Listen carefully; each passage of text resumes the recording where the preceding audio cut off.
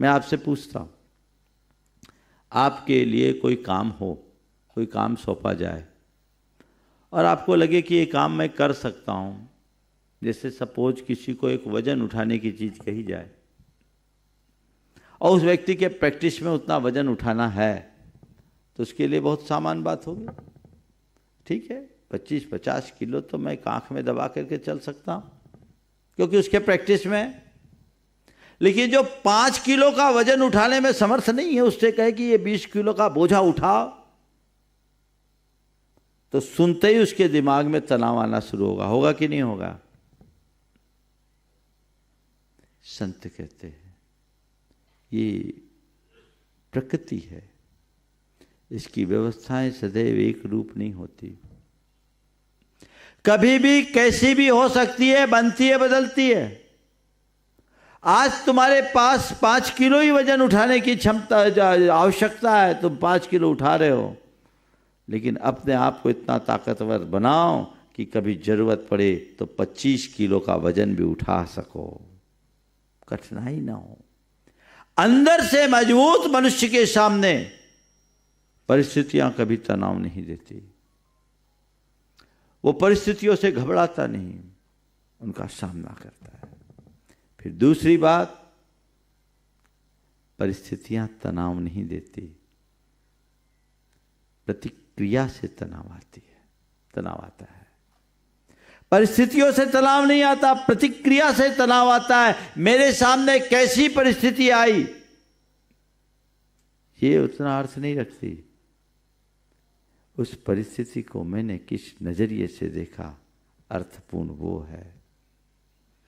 यदि हमने अपने आप को अच्छे से तैयार कर रखा और हमारी सोच सकारात्मक है, तो विषम परिस्थिति की भी हम सकारात्मक प्रतिक्रिया देखकर अपने आप को स्थिर रख सकते हैं। और यदि हमने भीतर से अपने आप को मजबूत नहीं बनाया तो कितनी भी सहज स्थिति है, हम कमजोर हो जाएंगे।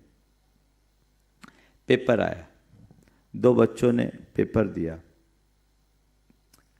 एक ने पेपर देखा, उसने कहा पेपर बड़ा सरल था। एक ने पेपर देखा, बोला पेपर बड़ा सरल था। दूसरे ने पेपर दिया, उसने कहा पेपर बहुत कठिन था। अब बताइए, एक के लिए वही पेपर सरल है, दूसरे के लिए वही पेपर कठिन है। बताओ ये पेपर क्या है? जिसके लिए पेपर सरल है उसके लिए कोई तनाव नहीं, जिसके लिए पेपर कठिन है उसके लिए सिर्फ तनाव और तनाव है। जो अच्छे से पढ़ता है उसके लिए हर पेपर सरल दिखता है, और जो ढंग से नहीं पढ़ता उसके लिए हर पेपर कठिन दिखता है। जो जीवन को समग्रता से पहचानता है उसके लिए जीवन की हर चुनौती सरल दिख जाती है, और जो जीवन को समग्रता से नहीं जानता उसके जीवन में छोटी छोटी बातें भी उसे भीतर से तोड़ देती है, उसे कमजोर बनाती है। जीवन के प्रति सही समझ विकसित कीजिए। आप तकनीक से जुड़िए, लेकिन आत्मा से भी जुड़े रहिए, अध्यात्म से जुड़े रहिए, जो आपको भीतर से मजबूत बनाए। अपने आप को पहचानिए ताकि शोर शराबे से अपने आप को मुक्त कर सके, एक आध्यात्मिकता के साथ अपने जीवन को ऊंचा उठा सके और खुद आगे बढ़ सके। ऐसा पुरुषार्थ हर व्यक्ति को करते रहना चाहिए। आज मुझे बहुत प्रसन्नता है, यहाँ आकर के आप लोगों ने निवेदन किया। शुक्ला जी मेरे पास संभवतः फरवरी माह में आए थे, तब एक बात आई थी कि यहाँ पर बहुत सारे विद्यार्थी रहते हैं और उनके भोजन पानी की व्यवस्थाएं अगर उनके अनुकूल हो तो बहुत अच्छा है। मुझे आज ये कहकर बहुत, ये जानकर बड़ी प्रसन्नता है कि उन्होंने उस बात को पूरी तरह साकार कर दिया है। और आज जैसे मुझे जानकारी दी, 4 हॉस्टल्स पूरी तरह शुद्ध शाकाहारी बन गए हैं। ये देश भर के अन्य संस्थानों के लिए भी बहुत बड़ी प्रेरणा है, और ये मैं मानता हूँ इसका श्रेय शुक्ला जी को तो जाता ही है, इसका श्रेय विद्यार्थियों को भी जाता है कि उन्होंने आपसी समझ से ये व्यवस्थाएं बनाई है। निश्चित सभी को इस पर ध्यान देना चाहिए। अन्य भी जो व्यवस्था है उसको करे। खाना पीना एक व्यक्तिगत चॉइस है।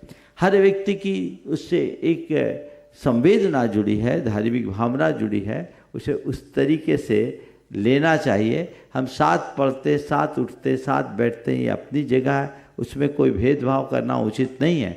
लेकिन खाने पीने के मामले में तो अपना रिजर्वेशन आवश्यक है, अपेक्षित भी है। आपने बहुत अच्छा कार्य किया।